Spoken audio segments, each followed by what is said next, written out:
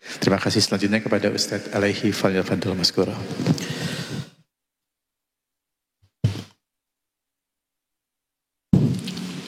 Bismillahirrahmanirrahim. Assalamualaikum warahmatullahi wabarakatuh.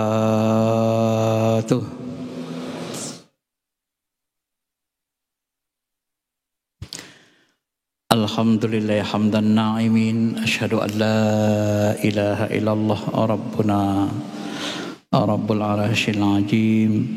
Wa asyhadu anna Muhammadar Rasulullah sayyidina Sayyidil Mursalin. Allahumma salli ala habibina syafi'ina wa maulana Muhammadin wa ala alihi wa sahbihi ajma'in, amma ba'd. Ma'asyiral muslimin, Bapak Ibu yang dirahmati Allah, zikir-zikir yang kita lakukan supaya dia bisa dengan cepat menghidupkan qalbu. Karena kata Nabi, zikir itu ibarat, zikrullah itu ibarat air hujan yang turun ke bumi sehingga bumi itu bisa hidup menumbuhkan tanaman. Tanpa zikrullah, qalbu kita itu nanti mengeras dan lama-lama menjadi mati kalau tidak diisi dengan zikrullah. Nah, caranya kita ulang-ulang supaya jangan lupa. Lalu kita jelaskan ruh itu dia ada 4 lapis. Ruh jismani memiliki rasa jasmani sehingga kita bisa merasakan dingin, panas gitu ya, dan seterusnya. Nah, ruh jismani ini dilebur dia. Rasa jasmani ini dilebur ke rasa rohani supaya jismaninya bersih, ruh jismaninya. Nah, rasa ruhani dilebur lagi ke nurani. Nurani itu tempat cinta, tempat hub, tempat kekasih, tempat Nur Muhammad. Dia terhubung kepada Rabbani. Dan setelah itu dilebur ke Rabbani. Ruh Rabbani ini adalah rasa yang Allah titipkan dalam diri kita, yang rasa itu menjadi tunggangan untuk sampai kepada menyaksikan jatnya di akhirat ya. Alat penghubung kita ke Allah itu yang paling dekat adalah rasa yang ada di ruh Rabbani ya, rasa bertuhan, sehingga kita bisa merasakan bahwa yang menggerakkan diri kita, jasmani kita, semuanya itu sebenarnya adalah yang di dalam, yang paling dalam, yaitu Allah Subhanahu wa taala. Maka ada istilah rasa ya, rasa jasmani, rasa yang merasa, kemudian dibalik rasa yang merasa, kemudian memandang sumber rasa, memandang rasa, memandang rasa yang merasa, memandang dibalik rasa, kemudian memandang sumber rasa. Dan memandangnya itu pakai rasa dulu memang, kayak kolbu, rasa yang ada di ruh masing-masing. Begitulah cara yang diajarkan masyayikh-masyayikh kita. Sistematisasi zikir itu, maka dengan mudah nanti dia bisa menghidupkan kolbu. Dan semakin halus semakin bagus, karena sesungguhnya Bapak Ibu ya, ruh kita ini dia berdimensi, tingkatnya semakin halus semakin bagus. Jadi orang yang perasaannya sensitif, halus, itu sebenarnya semakin bagus. Tapi bukan sensitif dalam bentuk gampang emosian, tapi rasanya itu halus. Maka sebenarnya kalau kita berbicara atau kita melakukan sesuatu dengan halus, itu pertanda ruhani kita halus, ruhani kita, qalbu kita sudah hidup. Kalau orang yang masih kaku, kasar, itu biasanya dia bergerak di jasmani ya. Bahkan kalau kita melihat orang kerasukan jin kan gerakannya kasar, karena jin itu masih di alam nasut, alam nyata, walaupun ruhani atau fisik jin itu sangat halus, tidak bisa dilihat mata, indera mata. Tetapi sebenarnya secara rohani alam jin itu alam kasar, setara dengan jiwa, nafs, setara dengan ruh jismani. Kemudian kita lanjutkan bahasan kita kepada Futhul Ghaib, risalah yang ke-7, menyelamatkan kolbu diri kita dari syirik halus. Bagaimana menyelamatkan diri dari syirik halus? Kata beliau, keluarlah engkau dari dirimu, keluar dari keinginan diri kita, ya, kemauan diri kita, ya, tawakal, keluar, hindari kemauan diri kita itu, dari diri kita, dari ego kita. Lalu serahkanlah segalanya kepada Allah, tawakal, berserah diri, ya, pasrah ke Allah, berserah diri, bergantung kepada Allah. Penuhi hatimu dengan Allah. Jadi hati kita itu hanya menatap Allah saja. Apapun yang kita lakukan, yang kita tatap Allah. Segala sesuatu yang kebaikan yang kita lakukan, mau sholat, mau apa, yang kita tatap, hati kita hanya bertujuan ke Allah saja. Patuhlah kepada perintahnya. Kenapa kita memerintah patuh kepada perintah Allah? Karena kita menatap Allah di situ. Allah yang suruh. Allahu Akbar, Allahu Akbar. Ajan misalnya kan, bergetar hati kita. Karena kita melihat Allah di situ, Allah yang panggil. Makanya kalau ajan itu harus dengan kolbu dari Allah juga kan. Karena Allah itu bicara, menyampaikan sesuatu lewat kolbu. Kalau kita ajan dari kolbu, maka orang yang menggetarnya, yang mendengarnya itu akan bergetar kolbunya, dia akan tertarik seperti magnet. Ya. Tapi kalau kita ajannya dari akal, tidak hadir hati, orang nanti pusing. Contoh, Allahu Akbar, Allahu Akbar. Pusing kan? Kan? Kenapa? Karena itu keluar dari akal, di sini dia, akal pikiran. Tapi kalau dari hati, Allahu Akbar, Allahu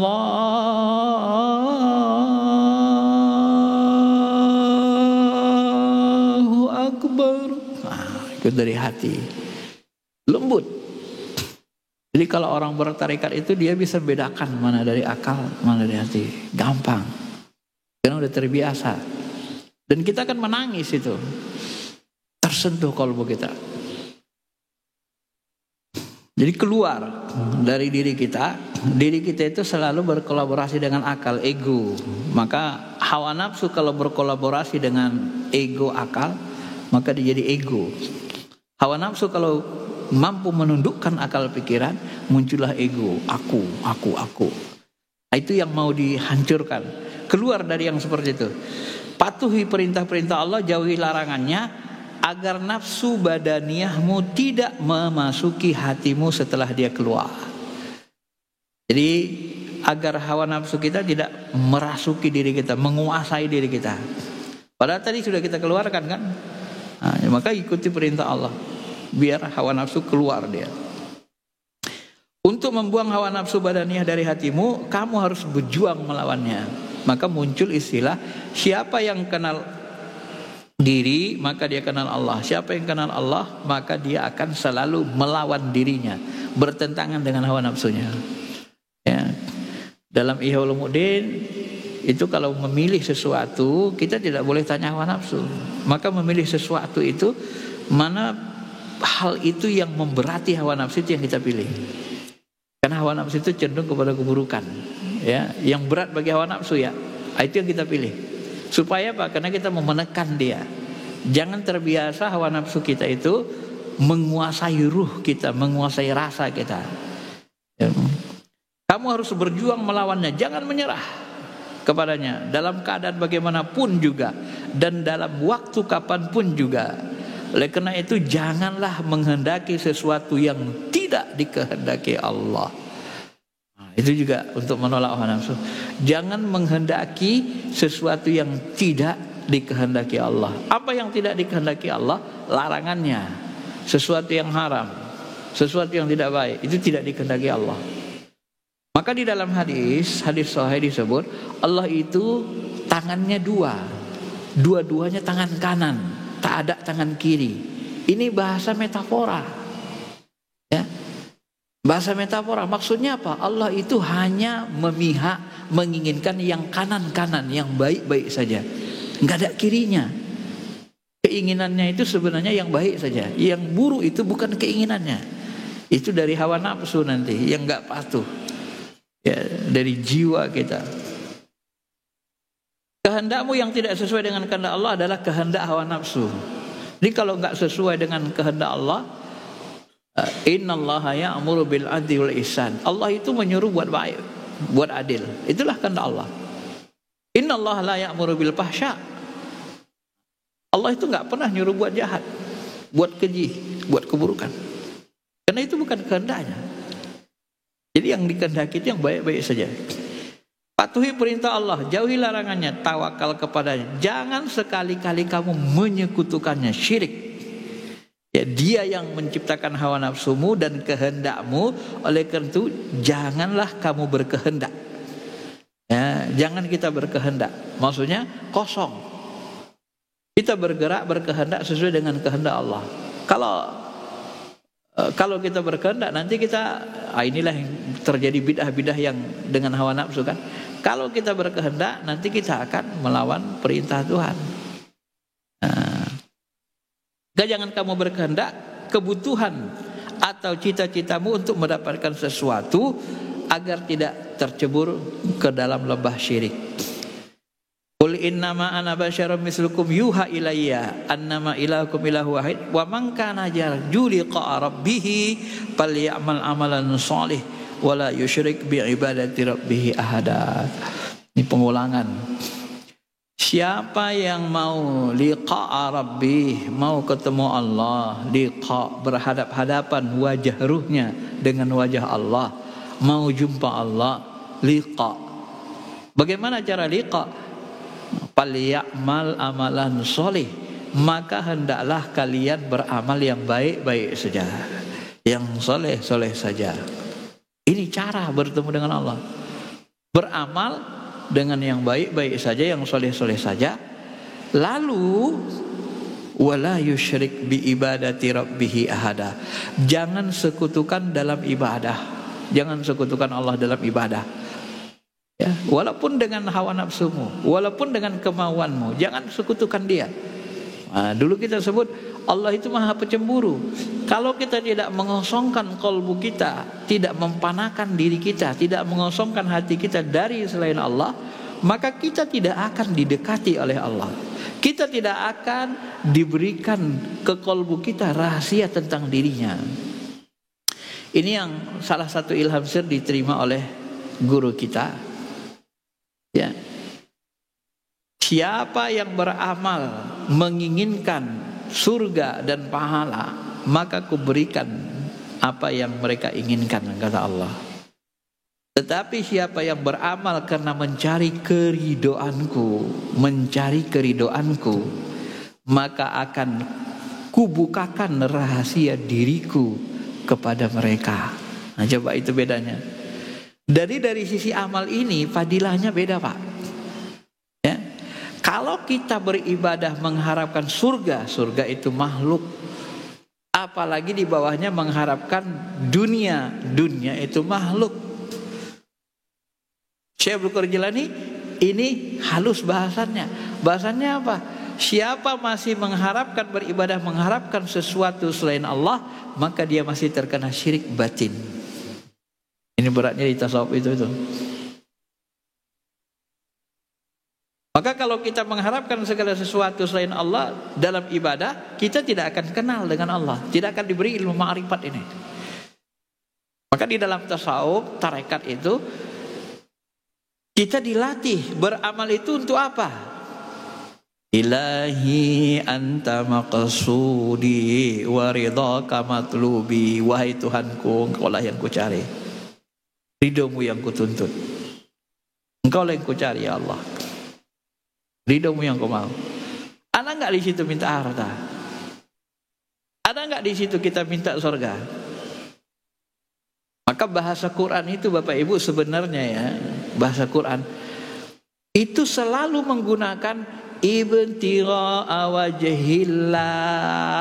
Orang yang beramal itu ibtigha. Ibtigha mengharapkan. Apa yang diharapkan orang beramal? Ibtigha wajhillah. Mereka mengharapkan wajah Allah. Mereka mengharapkan bertemu dengan wajahnya, bertemu dengan zatnya. Tidak ada di situ ibtigha al-jannatillah, mengharapkan surga Allah. Tidak ada. Dalam beribadah itu yang paling benar, mencapai puncak yang sebenarnya adalah mengharapkan zatnya, ibtigha wajhillah. Mengharapkan wajahnya. Ya. Ini halusnya kajian tasawuf kan ini. Walaupun sebenarnya ini pengulangan, tapi kita untuk meyakinkan tadi. Maka kunci dari perjalanan ini adalah beramal semata-mata karena Allah. Baru kita bisa ma'rifat. Baru hati kita nanti dibongkar rahasia Allah tentang dirinya, tentang zatnya, sifatnya. Sehingga qalbu kita bisa menatap, merasakan kenyataannya. Sehingga kita bisa melihat tajalli af'alnya, tajalli sifatnya, tajalli asma'nya dengan qalbu kita. Ya. Masyiral muslimin, Bapak Ibu yang dirahmati Allah, kita pertegas lagi dan ngulang kaji lama. Di balik rasa manis itu ada gula. Rasa manis sifat, zatnya gula. Di balik rasa pedas ada zatnya, namanya cabai. Rasa pedas itu sifat, zatnya cabainya. Antara sifat dengan zat tidak bisa dipisah. Di balik rasa bertuhan di nurani kita, di mata hati kita, itu ada Tuhan. Antara rasa bertuhan tidak bisa dipisahkan dengan Tuhan, zatnya. Jadi di balik rasa punya Allah itu ada Allahnya. Antara rasa berallah, memiliki Allah, itu tidak bisa dipisahkan dengan zat Allah. Kalau mau kita kandaskan lagi, kemarin salah satu masyayikh saya kan mengatakan gini, ruang kosong ini suci, bersih. Segala sesuatu nanti kembali ke ruang kosong. Dibakar tidak terbakar, diturunkan hujan tidak basah. Ruang kosong ini adalah sifatnya. Ruang kosong ini adalah sifatnya. Di balik sifat kosong ini ada zatnya. Di mana zatnya? Pi'ama. Di zatnya adalah di kekosongan murni. Jadi kekosongan murni itulah zatnya. Itu ma'rifat zat. Nabi mengatakan, aina Allah, di mana Allah? Di ama, Allah itu di ama, di kekosongan murni. Kekosongan murni itulah zatnya. Zat.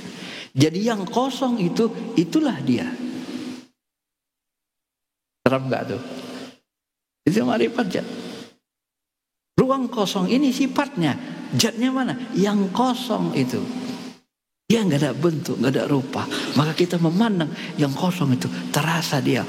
Itu engkau ya Allah, engkau ya Allah, meliputi segala-galanya. Paham? Kita udah lama ngaji nih Pak, makanya saya bongkar begini.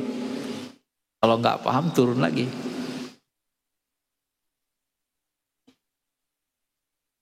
Ma'rifat zat. Ma'asyiral muslimin, Bapak Ibu yang dirahmati Allah. Jadi syirik itu kata beliau bukan hanya menyembah berhala, tetapi termasuk juga di dalamnya menuruti hawa nafsu. Inilah yang disebut dalam ayat lain. Apa ra'aita man ittakhadha ilahahu hawa. Apakah kamu tidak memperhatikan ada manusia menjadikan hawa nafsunya sebagai Tuhannya? Ilah itu sesuatu yang dituju. Ketika hati kita cenderung kepada tujuan keinginan hawa nafsu, kita sudah mentuhankan hawa nafsu. Ketika kita berbuat sesuatu yang kita inginkan menuruti hawa nafsu, maka kita melanggar perintah-perintah keinginan Allah. Pada saat itu kita sudah mentuhankan hawa nafsu. Dan di dalam tasawuf itu dibasmi. Yang kita dilatih mengharapkan hanya Allah saja. Apakah kalau kita beramal karena Allah saja, karena dapat ridha Allah saja, kita tidak dapat surga? Ya dikasih. Surga itu otomatis. Boleh nggak kita berharap beramal dapat surga? Boleh. Tapi kita nanti tidak diberitahu ma'rifat ma'rifatullah yang sejatinya. Qalbu kita tidak dibongkar rahasia ketuhanan. Maka banyak orang beribadah, dia tidak kenal dengan Tuhannya. Kenapa orang-orang tasawuf tarekat yang paling kenal dengan Allah? Karena mereka dilatih belajar beribadah. Ilahi anta maksudi waridaka matlubi. Barulah dia terbongkar rahasia-rahasia ketuhanan. Ya, karena amal itu innamal a'malu binniyat. Amal itu sangat bergantung kepada niatnya, tujuannya. Kalau kita beramal soleh tujuannya Allah, Allah, Allah saja, maka Allah akan kenalkan dirinya kepada kita. Inilah syirik khafi namanya. Tapi kalau kita beribadah hanya menginginkan hawa nafsu, untuk mengikutkan keinginan hawa nafsu, minta kaya, minta ini, minta surga, minta bidadari segala macam, maka di situ kita dikasih Allah juga kan, tapi kita tidak akan dikenalkan dengan ma'rifat zat, ma'rifat asma, apalagi zat. Oleh karena itu jika kamu sadarkan hatimu kepada sesuatu selain Allah, berarti kamu telah berbuat syirik. Jika hati kamu tujukan kepada selain Allah, maka kamu mengalami syirik qalbu. Maka jangan kamu menyekutukan Allah dengan jalan apapun juga, baik dengan nyata maupun dengan cara halus. Ini syirik halus yang paling berat itu kan. Maka ada satu riwayat ketika malaikat itu menseleksi amal, naik langit satu, naik amal solehnya, periksa malaikat, bebas. Naik dua, periksa dari iri, sifat, ria, bebas. Sampai ke atas, di ujung mau dibawa ke Allah amalnya, kata Allah, tahan. Kenapa ya Rabb? Tidak lulus di peringkat yang paling halus. Kenapa tidak lulus? Tidak bisa sampai ke Allah. Karena dia masih menginginkan sesuatu selain Allah. Tak sampai juga kepada zat, wilayah zat. Kenapa? Karena dia beramal tidak menginginkan. Ada keinginannya sesuatu selain Allah. Apa keinginannya? Ya mungkin pingin tenar, mungkin pingin yang lain-lain. Maka di dalam bahasa tarekat itu selalu ketika masyayikh sudah meninggal, apa yang kita sebut? Kalau di dalam bahasa syariat, ulama-ulama syariat fikih rahimallahu alaihi. Ya, rahimallahu alaihi. Kalau di dalam tarekat qaddasallahu sirruh. Semoga Allah mensucikan sirnya. Sirnya pun tidak berkeinginan selain Allah. Qaddasallahu sirruh. Semoga Allah mensucikan sirnya. Karena sir itu tempat mata hati. Mata hati itu tidak boleh berkeinginan, harus suci hanya ke Allah saja. Itu kehebatan di dunia spiritual itu. Itulah bedanya. Qaddasallahu sirrak. Maka dunia spiritual ini sangat tinggi sebenarnya kajiannya ya. Berjaga-jagalah selalu, jangan berdiam diri. Berhati-hatilah selalu, waspada. Waspada, perhatikan kalbu kita, jangan menginginkan sesuatu selain Allah. Semoga kamu beroleh keselamatan. Segala kedudukan dan kebaikan yang kamu peroleh, jangan kamu katakan itu datang dari dirimu. Segala kebaikan yang hadir ke diri kita, kedudukan, pangkat, jabatan, apapun kebaikan yang datang ke diri kita, jangan aku itu dari diri. Kalau diakui dari diri, masih syirik kecil, syirik qalbu. Selalu diungkapkan, kalau ada yang baik datang dari Allah, kalau ada yang buruk datang dari hawa nafsu. Begitu. Tidak boleh kita akui dari diri kita. Tingkat Nabi pun begitu. Ketika Nabi Sulaiman, dari mana dapatmu rezeki karunia ini? Hadza min fadli Rabbi. Ini karunia dari Tuhanku. Liyabluwani, untuk mengujiku. Aku syukur atau kufur. Berbeda dengan Korun. Kamu kok bisa kaya Korun? Dari mana dapatmu? Oh ya, ini karena usahaku. Ini karena kerja kerasku. Ini syirik. Muncul masih ego itu. Keakuan itu masih ada. Jika kamu diberi sesuatu atau kenaikan pangkat kedudukan secara rohani, jangan kamu tampakkan kepada siapapun. Dinaikkan peringkat rohani kita, wali abdul terus. Tak usah ditampakkan kepada orang. Sebab ini adalah pertukaran suasana dari hari ke hari. Allah selalu menampakkan keagungannya dalam aspek yang senantiasa baru. Dan Allah berada di antara hamba-hambanya dengan hati-hati mereka. Wallahu yahulu ala qalbi. Kan ada bahasa Nabi itu, Allah berada di antara hati-hati hambanya. Maksudnya itu berkaitan dengan perubahan. Ya muqallibal qulub, sabbit qulubana. Qalbu kita sering berubah. Allah selalu merubah keadaan qalbu kita. Bisa jadi yang dikatakan sebagai milikmu akan dilepaskan Allah dari dirimu, dan bisa jadi apa yang kamu anggap kekal, ia akan berubah. Ini sudah di sini laku, udah berkekalan, tahu-tahu hilang. Bahkan kasyaf pun begitu kan, bisa melihat alam ruh, Allah kasih kemampuan begitu, tahu-tahu hilang kasyaf itu, bisa berubah. Makanya kadang kelihatan, kadang tidak. Itu perubahan itu untuk mendidik orang beriman, orang-orang yang bertarekat. Sehingga jika hal itu terjadi, kamu akan merasa malu kepada mereka yang kamu riakan, yang kamu pamerkan itu. Begitu Allah hilangkan dia, malu kita kan. Tadi kan kita anggap kena di diri kita. Seperti Korun, dianggapnya hartanya, kekayaannya dari dirinya. Begitu dihabisi Allah, malu dia. Ternyata bukan karena dia. Maka lebih baik kamu berdiam diri, simpan pemberian itu dalam pengetahuan kamu saja, dan tak usah kamu sampaikan kepada siapapun. Ini berkaitan dengan kasyaf ruhani, lebih kepada kasyaf ya. Kadang diberitahukan Allah tentang diri kita, alam-alam yang rahasia, cukup untuk diri kita saja. Tak boleh disebarluaskan, apalagi kepada ila ghairi ahli, kepada yang bukan ahlinya. Manansakh min ayatin aw nunsiha na'ti bi khairin minha aw misliha. Apa yang kami hapus dari ayat-ayat kami, tanda-tanda kekuasaan kami, atau kami buat kamu lupa, kami datangkan yang lebih baik, kami datangkan gantinya. Ini kaitannya dengan penampakan kolbu, kasyaf, dan ilmu rohani. Kadang Allah hilangkan, kemudian diganti dengan yang lain. Itu dalam rangka mendidik. Oleh karena itu, jangan kamu mengira Allah tidak kuasa atas segala sesuatu. Jangan kamu menduga bahwa ketentuan peraturannya mempunyai kekurangan.